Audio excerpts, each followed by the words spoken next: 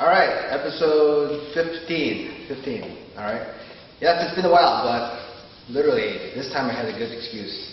Robert was watching Harry Potter. That's why I had no partner. All right, I'm lying. Anyway, we're finally getting to the main chunk of what I want to work on, and that's the double sticky hands. Everything I've shown you up to that point is what? You don't like Harry Potter? It's okay. All right. Anyway, more relevant stuff. Everything I've shown you up to this point is creating foundation. Okay. And notice I'm not putting any emphasis on sparring right now.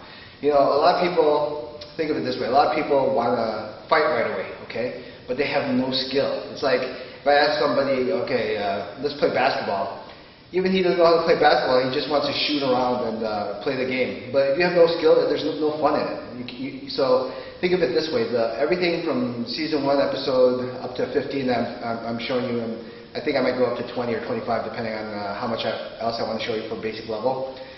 It's to develop the skill and foundation to fight. All right, you want the skill. Otherwise, you look like every Joe Schmo out there just swinging and flailing around.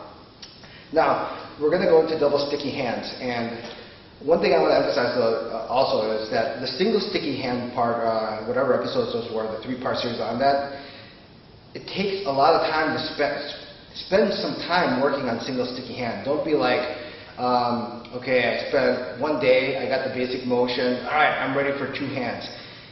Everything works backwards. Remember how I said that? If your double sticky hands is stinking, go back a step back, work on single sticky hands. And if single sticky hand stinks, work on that one sequence, whether it's Bong Tan or Futsal. You always have to work in reverse, and there is a good amount of time you actually spend in single sticky hands. When I first started learning Wing Chun, I kind of just like, okay, I got single sticky hands, and just like the advice I'm giving you now, let's get to double, you know? Why settle for 1 when you can have the menage of 2 hands, okay? So basically, well, you know what I mean. But eventually you understand that, wait a second, I really got to spend that time to develop it. So with the double stick hands, what I suggest first is everyone's going to take a turn. We're going to start with called inside gate. Inside gate is basically one person will always be in the inside gate. And that inside gate is I'm in Bong Tan or Tan. So every time I roll, I'll always be in one position. Bong Tan, Bong Tan. Outside gate, he's outside. Notice he's outside the position. See, my hands are inside, he's outside gate. Will always be Futsal. He'll either be low Futsal or high Futsal. Both have a different function as far as what you're trying to develop. Okay, and we'll go more into detail as far as what that function is. But to learn the drilling aspect of the motion, it's best to start off with inside gate. Okay, so if this is day 1 of your double sticky hands, one partner is going to be in double Futsal, the other one's going to be Tan and Bong. The main thing I want you to work on first is don't worry so much about creating massive forward pressure. Okay, you always hear that, create incredible forward pressure, and you'll end up looking like this. Okay. And then after 3 minutes of Chisa, all of a sudden your shoulders are burnt out and you got massive sweat and you're like all proud. Oh man, I burned 50 calories or whatever. I'm all happy and excited. This must be, I'm doing it right. No, remember, Wing Chun is be true to yourself. You shouldn't be burning anything from that. You should be working on the proper motion and not calorie counting from this point on. Okay?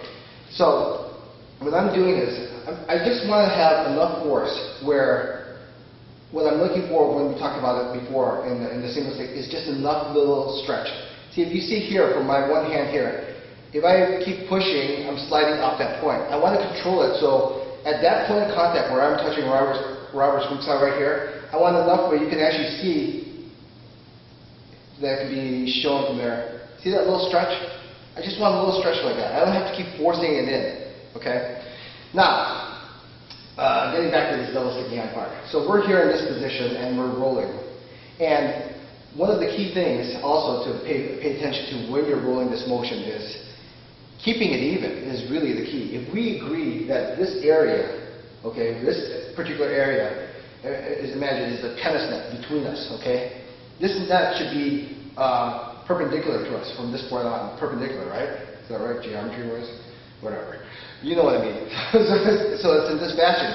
If you have one hand more in front than the other, then your net's like either diagonal or it could be in some form or fashion not at an angle. That is the number one biggest mistake that you can do. You got to work on even power. Okay, so when I'm rolling like this, I'm rolling here. Boom, roll, roll. Now if I have one hand slightly back here and the other hand slightly forward, if Robert pushes evenly to my point, push, see how my one hand reacts? I basically slide off that point. I slide off this way because why? If you imagine, if I'm touching the wall evenly here, then automatically I move back this way. But if my one hand is slightly off, and it doesn't have to be much, if it's just off by a pinch, you'll automatically go this way. So notice if I hold myself even here I can feel myself even, covering my center here. He pushes here. See how my hands naturally just react and squeeze in like this. Okay? But if it's uneven like this, he pushes in, my body will turn from that point on. That is the number one culprit. And I tell you this, it's so simple to understand, so simple to hear, but to keep yourself and being aware of what even is, 50-50 on both sides, is extremely difficult. It takes a lot of training, it takes a lot of awareness, and there's a whole deeper level at looking at it at that particular point. Okay? So right now, like I'm saying, right here, when you roll, if I have to visually look at it even, okay? Yeah, I'm just keeping it nice and even, a little stretch, both sides, here. Now, when you do time bong, obviously, I'm assuming you have bong sound right. If you see yourself rolling like this, well, then I guarantee you, 3, 4, 5 minutes into the roll, you're not going to be able to hold it. You'll just feel an incredible amount of like burn in your shoulder. A little burn is okay, especially in the beginning, because you're still trying to work on the actual motion. But for the most part, if you feel like you really, like you did like some kind of workout or push-up or something like that because of lifting your shoulder up all the time, then definitely go back to single stick, go back to practicing the bong sound motion, and make sure you have those fundamental motions down correctly, okay? So right now, notice the emphasis is here, even. And here, if you look at it, there's a visual evenness too. From my elbow to this elbow, I'm not like this. You actually see it. If I drew a line from here to here, in order to create that evenness, you can see it's even, not like this, or here. I keep it even. That's why the awareness of the base is so important when I roll both sides. Okay? Now let's look on the other side, what Robert's doing. While if you look at my motion, it has a drilling motion to it, right? I drill 1, 2, 3. Okay? I'll exaggerate that motion. I'm drilling. Don't do this motion, but just exaggerate.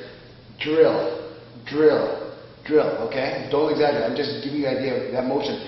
His motion, on the other hand, is more of a chiseling effect. Cut, cut, cut.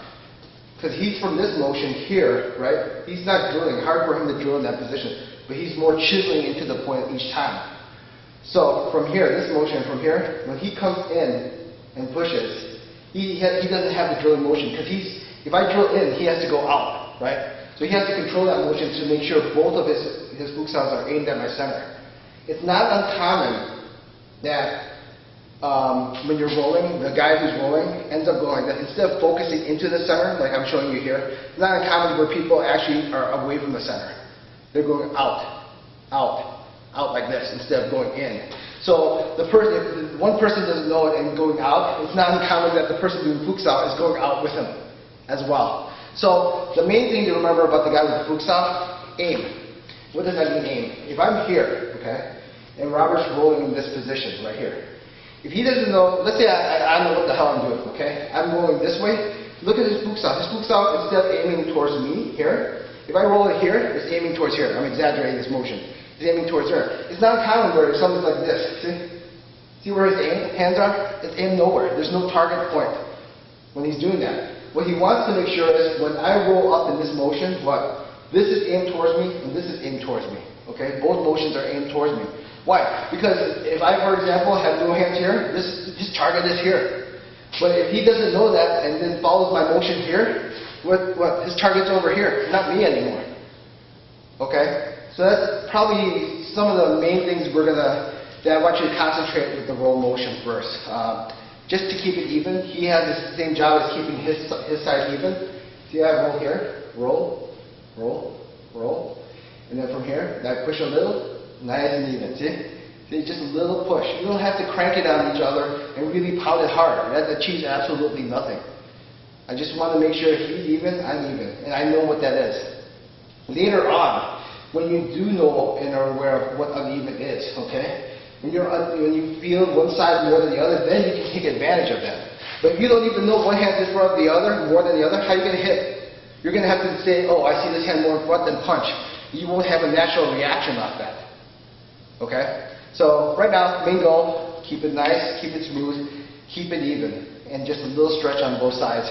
And that'll be, let's say, this is episode 15, part 1 of the double sticky hands on what to focus on in the beginning. All right?